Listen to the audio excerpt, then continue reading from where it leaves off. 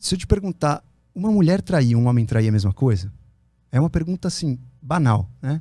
Homem trair, uma mulher trair. Algumas mulheres ficam arrepiadas até com essa pergunta. Ele já tá tenso. Não, o hashtag cancelado já tá pronto para subir ali. Mas assim, cara, o lance é o seguinte, né? Essa é uma pergunta que não tem como eu responder, nem como você responder. Mas a gente pode olhar para a natureza, olhar para nossa bioquímica e entender um pouco o nosso comportamento, o que aconteceu no passado que justificam algumas ações hoje. Então, por exemplo, se você for analisar essa questão da traição, vamos pegar o ponto de vista evolutivo, né? Existe uma traição feminina e uma traição masculina. Em geral, né? Obviamente, quando você encara a realidade hoje, a realidade ela não é só pela evolução, né? Sua própria convivência social, a sua educação, e milhares de coisas podem influenciar a sua cultura, onde você nasceu, né? Então, uma traição no Brasil é totalmente diferente de uma traição na Arábia Saudita. Mas, quando você compara, quando você entende de onde veio o hardware, como foi criado o hardware, muita coisa do hardware vai justificar, pelo menos, uma certa vontade, uma certa tendência. Então, isso vale quando você pega um grupo. Então, o que eu vou falar aqui não vale para uma pessoa. Você pode falar assim, mas a minha amiga não traiu por isso. Não, tudo bem, uma pessoa. Mas se você pega essa pessoa e coloca no estudo populacional, vamos pegar então 300 pessoas. Quando você estuda uma amostra grande, você vê que existe uma tendenciosidade de um comportamento específico. Então, vamos pegar essa questão da traição. Geralmente, existem motivos que um homem trai, existem motivos que a mulher trai. Em geral, estamos falando generalizando mesmo, tá? Pode ter exceção à regra, pode ser que você seja aí uma exceção à regra, você que está nos ouvindo. Em geral, os homens traem mais pensando no momento presente. Os homens traem mais com uma recompensa imediata. Os homens traem mais porque você tem uma situação, uma ocasião e você foi levado por essa ocasião para ter uma recompensa imediata.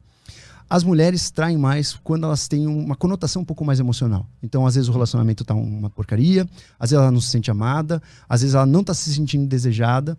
Então, existe uma teoria evolutiva por trás disso, né? Em geral, para uma mulher trair, quando a gente está pensando agora, homens caçadores e coletores, tá? Vamos sair da nossa modernidade. Vamos esquecer que existe preconceito, esquecer que existe regras, né? Vamos pensar realmente de um ponto de vista bem observacional, né? Vamos voltar então para a época dos homens caçadores e coletores. Homens caçadores e coletores. Qual que era o maior medo de um homem? Primeiro, para você entender isso, qual é a principal função de um ser vivo aqui na Terra? Qual é a sua função? Desde o momento que você nasceu, você ganhou uma missão. Reproduzir. Primeiro é sobreviver, porque se você não sobreviver, você não reproduz. Claro. E depois é reproduzir. Né? E por que reproduzir?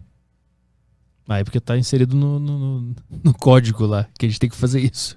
Quase. A palavra código, você quase acertou na mosca. O lance existe a grande teoria, o porquê que a gente está vivo, existe uma teoria que chama-se a teoria dos nossos genes, né? Que inclusive foi o Richard Dawkins que fez um grande livro, O Gene Egoísta, que os genes eles querem sobreviver. Então, qual é o segredo da tua vida? Qual é o seu segredo que eu poderia copiar uma pessoa muito parecida com você? Seu código genético. Então, o seu código genético, ele é praticamente a tua identidade como ser aqui nesse mundo, tá? Eu ainda acredito que a tua consciência também seja, mas deixa a consciência de lado, que ela é imaterial, a gente não pode colocar nesse muro. Vamos pegar o seu código genético. Então, o teu código genético, ele é o seu segredo. Eu poderia fazer um clone teu idêntico seu com o seu código genético, tá bom? A sua missão que você ganhou desde quando você nasceu é deixar esse código genético aqui. E você não vai conseguir deixar ele inteiro. Você vai deixar ele 50%, uma vez que você vai ter que... Nós somos seres aí diploides, que a gente tem que juntar o seu código genético com o código genético de uma mulher, né? Vocês vão se unir, o seu espermatozoide com o óvulo dela e formar o ovo. Então você vai doar dessa prole, desse filho que nascer, metade dos genes são seus genes. Você cumpriu parte da sua missão aqui. E é interessante também os genes dessa próxima prole não serem idênticos aos seus, porque pode ser uma versão melhorada do que o Arthur é. Então, isso é interessante evolutivamente. Então, dá condição de evoluir. Condição de evoluir, vai chegar com adaptações, coisas melhores, com certeza virão. Certamente, essa é a sua missão. Principal missão número 1. Tanto que todo mundo aí que nos ouve, que já teve filho, sabe que a gente muda depois que teve filho. Dá um certo alívio, você muda o ponto de vista do seu trabalho, você muda como você enxerga a vida, você muda como você é uma pessoa dura, você muda em vários sentidos. Mas assim, essa ordem, reproduza, que está lá no nosso código, ela tem alguma explicação também? Ou tu acredita que possa ser uma explicação mais espiritual, misteriosa? Ela é puramente animalesca ou existe uma uma coisa superior, uma ordem mais mística por trás disso. O ato do sexo, você diz? O ato não, essa condição de existir um código em mim que me manda fazer algo, e a partir dessa ordem eu sinto várias coisas nessa vida. Ela é evolutiva. Ela é evolutiva. Porque é o seguinte, é só você imaginar que quem não tinha essa ordem não tá mais aqui. É simples você imaginar isso. Mas mesmo assim, como que ela surgiu pela primeira vez, essa ordem? Provavelmente, é óbvio que isso é uma inteligência. Você pode chamar de Deus, você pode chamar do que você quiser. Mas é uma inteligência, né? É uma inteligência que vem desde as primeiras moléculas. Porque é o seguinte, quando a gente teve os primeiros seres vivos, tem também algumas teorias sobre isso. Quais moléculas que apareceram primeiro, né? Na sopa primordial, quais foram as primeiras moléculas que surgiram? Uma das teorias é que a gente teve aí... As primeiras moléculas que surgiram talvez possam ser o RNA. Então, assim, desde quando você... Imagina que, para você ser um ser vivo, o que muda você ser um ser vivo e ser um ser não vivo? Quando você pega um pedaço de madeira morto e uma madeira viva, uma árvore, o que muda entre elas? Um grande mistério para mim isso. A organização é a coisa que mais muda. Porque é o seguinte, você tem que ter uma certa ordem quando você é um ser vivo. Por exemplo, vou imaginar agora. O seu fígado tá mandando enzimas aí que você acabou de tomar um café. O seu estômago tá mandando esse café pro seu duodeno. O seu duodeno tá recebendo enzimas do seu pâncreas. O seu pâncreas tá mandando outra enzima que vai mandar o duodeno contrair para mandar aquilo para frente. Tem uma ordem. Ali existe uma ordem hierárquica, uma ordem complexa. Num ser morto isso não acontece. Não existe ordem na morte? Cara, não existe ordem. Na verdade, a morte é o caminho pro caos, né? Existe ordem, por exemplo, se acabar tudo. Vamos imaginar. O universo é quase como se fosse um caminho para desordem, né? Você caminha para desordem. No universo, você imagina que as moléculas soltas nesse quarto aqui, elas estão muito mais aleatórias do que as moléculas que estão no teu corpo, porque elas estão sempre em algum lugar específico, fazendo alguma função específica. O que eu quero dizer com isso? Toda vez que você chama algo de ser vivo, você já parte do princípio que as moléculas ali dentro são mais organizadas do que as moléculas fora. Só a ordem no universo, aí, se a gente andar 360 graus nesse raciocínio, só a ordem no universo, se você não tem nada mais, porque aí você não tem o que mudar, você não tem o que ser aleatório. Você entendeu o raciocínio? Sim, mas o conceito de ordem não é nosso, muito único. Para nós a ordem é estar vivo. Não, aí eu tô falando de uma ordem o seguinte, existe uma aleatoriedade ou existe um nexo. Mas a aleatoriedade é desordem. Um nexo é ordem. E a regra, o nexo não necessariamente é um nexo que a gente concorde. Pode ser um nexo qualquer. Entendeu? Por exemplo, vou dar um exemplo para você. Então, vou imaginar que você tem um aminoácido. Um aminoácido, ele tem uma ordem.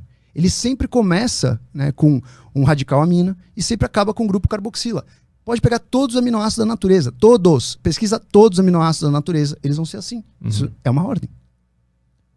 A desordem é não ter isso. Então, vamos pegar todos esses átomos do aminoácido. Vão embaralhar eles numa sala. Vai ser um aminoácido? Não. Por quê? Eles não têm ordem. Para você manter uma ordem, você precisa manter isso com energia. O ser vivo gasta energia para manter isso. Seja uma bactéria, seja um ser humano, seja um primata. Para você manter a ordem, você obrigatoriamente tem que manter energia. Vamos imaginar que você tem o teu quarto. Vamos imaginar que você morasse com os seus pais e os seus pais estão bravos, eles querem ver o seu quarto arrumado. Eles abrem a porta, veem o seu quarto cheio de camiseta, cueca da Insider no chão. E aí eles chegam lá e falam, pô, de novo, Arthur, você deixou o quarto desarrumado, você vai ficar 1 hora arrumando o quarto. Você vai gastar energia para arrumar teu quarto. Você vai ter que ir lá, tirar uma cueca da Insider, colocar na gaveta, tirar a camiseta que tá não sei onde, jogar no cesto de roupa suja. Você vai ter que passar um pano no chão. Isso exige tempo, trabalho, e você vai ter que ter energia para fazer isso. Então, sendo assim, qualquer ser vivo que está aqui, da mais simples bactéria até o mais complexo ser vivo que podemos aí denominar seres humanos, gastam energia para fazer isso. E aí, esse é o grande segredo da vida. Inclusive, quando você pega pelo conceito ancestral milenar, quando você pega pelo conceito, por exemplo, da energia sutil, um ser, qual é a diferença de um ser vivo e um ser não vivo? Ele tem um fluxo de prana, de energia vital. Quando você pega pela medicina chinesa, qual é a diferença do ser vivo para um ser não vivo? Ele tem fluxo de Qi. Ele tem energia vital. E a energia vital, boa parte da energia vital é para manter a ordem. E, no nosso organismo, nós chamamos isso de um equilíbrio. Você precisa manter um certo equilíbrio dinâmico. É um equilíbrio que perde, ganha, ganha, perde, perde, ganha, ganha, perde, perde, ganha, ganha, perde. Isso nós damos o nome de homeostase. Nós buscamos um equilíbrio Pra gente estar sempre numa ordem específica para que tudo funcione.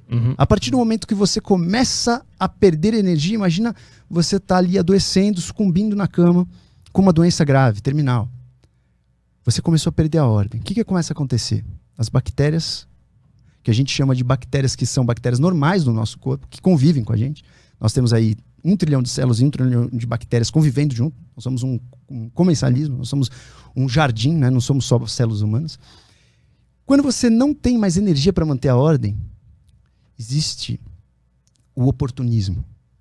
Alguns seres começam a se reproduzir mais do que eles deveriam. Nós temos inúmeras infecções oportunistas. Então você pega uma pessoa imunocomprometida, ela tem, por exemplo, candidíase esofágica, que é uma coisa que não tem pessoa que está com um sistema imune bom. Ela aproveitou de uma falha dessa ordem e conseguiu ser oportunista no sentido de se replicar. Porque para manter a ordem, a gente mantém um gasto de energia basal. Mas do ponto de vista dessa bactéria, ela não está na ordem dela? Para ela é ordem isso? Não, sim. Aí é uma competição. Aí é uma competição. Tá, beleza, mas ela é um ser vivo também. A gente está falando... A gente tá comparando... do ponto de vista. Primeiro estamos comparando seres vivos com seres não vivos. Aí, se você quiser comparar ser vivo com ser vivo, já é outra história. A gente está comparando aqui vivo com não vivo. Né? Não podemos perder o foco. Vivo com não vivo. Porque é uma discussão complexa. Então, assim, vivo com não vivo, ordem, desordem. Caminho ao caos. Tá? Então, se a gente compara vivo com vivo, beleza. Aí vamos para a porradaria da competição. Batalha. Exato. Então, assim, aí para concluir esse raciocínio, a gente saiu da questão, né, da traição. Para concluir o raciocínio da traição, então, assim, em geral, se você colocar uma amostragem, existem, né, razões evolutivas para que um homem tenha medo da traição e para que um homem traia. Existem razões evolutivas para que a mulher tenha medo da traição e para que a mulher traia. Por exemplo, por que geralmente a mulher tem uma traição mais emocional? Em geral, quando uma mulher busca um parceiro, principalmente quando, em geral, as mulheres têm uma tendência a filtrar mais os parceiros. A rejeição é uma coisa típica masculina, né? O homem é rejeitado, a mulher não é rejeitada. Né? Só você olhar uma estatística do Tinder. Cara, no Tinder existe assim, 60% dos homens dão like. Aliás, os homens dão 60% de like nas mulheres que vê. Ou seja, de 100 mulheres que o cara vê, 60% ele deu like. E as mulheres, quanto você acha que elas dão like? 20? 4%. 4%. Ou seja, a rejeição para nós é comum. Né? Para nós é comum. Né? Eu não sei quantos anos vocês têm, mas na minha época, a galera ia na noitada, tipo assim, era comum você ver uma cena, o cara, né, puxando a mão de uma mulher, a mulher sai fora daqui, não sei o quê. Tipo, a rejeição é comum pro homem. O homem é como se ele tivesse que estar sempre à disposição. E a mulher escolhe quando ela quer. E quando a mulher escolhe, o cara tem que comparecer. Porque se a mulher é rejeitada, isso é muito pesado pra mulher. A mulher, ela lida pior com a rejeição do que o homem. O homem tá acostumado, tipo assim, beleza, vai, mais uma. Beleza, não deu like, mais uma. Então, sendo assim, em geral, a mulher filtra mais e a mulher ela tem uma tendência maior a escolher o parceiro pensando mais a longo prazo. Tá? Isso é um software, eu costumo dizer que o software da mulher é um pouco mais sofisticado do que o do homem.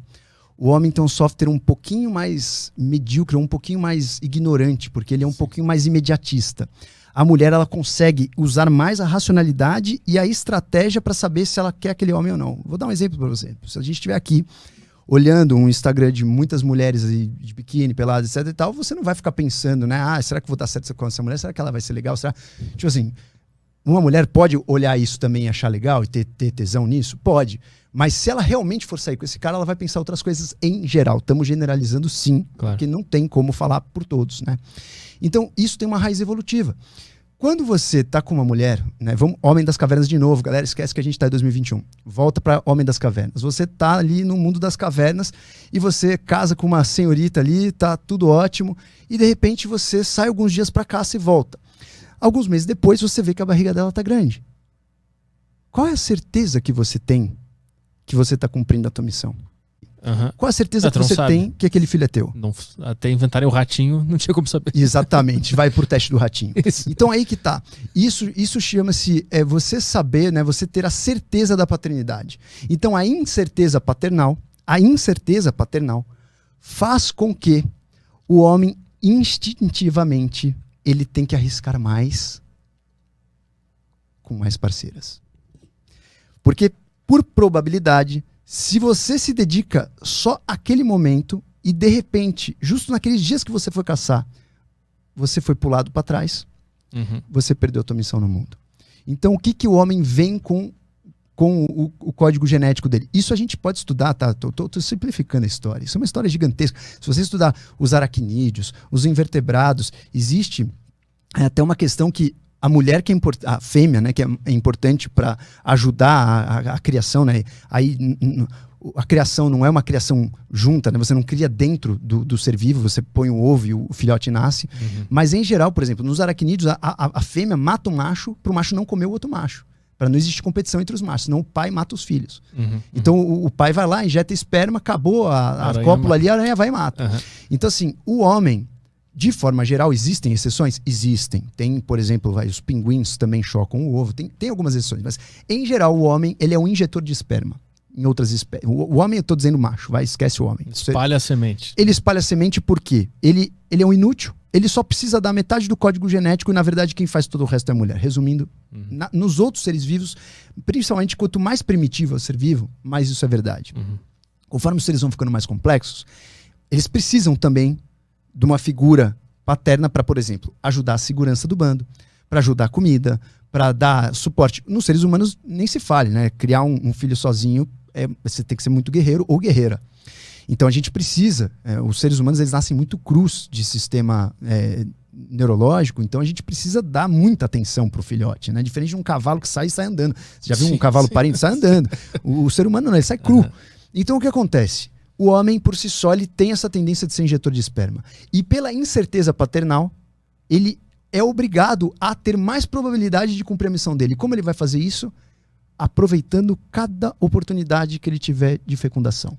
Por isso, em geral, ele traz nesse hardware essa questão de aproveitar as oportunidades para uma relação casual curta. Então, quando você compara, isso aí é estudo científico, não sou eu que estou inventando, quando você compara, por exemplo, a chance de uma mulher falar eu te amo pro amante é muito maior do que o homem falar eu te amo pra amante. Por quê? Aí vamos pegar a traição da mulher. Existem várias teorias do porquê a mulher trai. Mas uma das teorias é a teoria da relação dual. Tipo, a mulher ela escolhe uma pessoa para ser o provedor de segurança, de comida e etc. Mas ela quer deixar os genes dela com outro homem que tem um aspecto talvez um pouco mais saudável. Então ela pega, tipo assim, isso mulheres das cavernas, tá? Então, as mulheres das cavernas, ela poderia pensar o seguinte, pô, esse cara aqui, ele vai me prover com comida, ele é um cara dominante no bando, mas ele não é um cara que tem os genes que eu queria. Então, vamos pensar em cultivar esse cara aqui e eu vou sair rapidinho com esse outro ali, porque é dele que eu quero. Então, no dia de ovulação, em geral, a mulher pula a cerca. Então, o homem, ele tem fobia que isso aconteça, porque além dele não deixar o código genético dele aqui, ele vai se esforçar com comida, com segurança, com etc., com um gene que não é dele. Hoje a gente tem isso, né, de uma forma, lembrando que hoje a gente tem a cognição, né, eu tenho padrasto, por exemplo, e sou amado pelo meu padrasto, né, e não é o gene dele que ele sustentou por um tempo na vida. Então, assim, quando a gente analisa essas bases evolutivas, as mulheres, por exemplo, elas têm essa base evolutiva de vou buscar realmente alguém que me ajude a cumprir minha missão aqui. Minha missão aqui na Terra é deixar um filhote e deixar bem. Eu quero deixar um filhote bem sustentado, eu quero deixar um filhote bem alimentado, eu quero ter segurança, porque eu preciso dar atenção pro filhote, eu não vou poder olhar para quem tá tentando roubar minha comida, eu não vou ter tempo para ir atrás de comida. Então eu não vou querer um cara que fique comendo fandangos o dia inteiro e fumando maconha e tomando todinho. Eu quero uma pessoa que saia para trabalhar. Jogando LOL. Exatamente. Você entendeu? Tipo assim, isso faz parte do software, do hardware. E aí quando você pega para o mundo moderno, cara, a gente traz isso. Se você for pegar nas estatísticas, né, existem milhares de motivos que os seres humanos traem. Um dos motivos que os seres humanos traem são os motivos emocionais, né? A mulher trai mais por vingança, por raiva, por rejeição.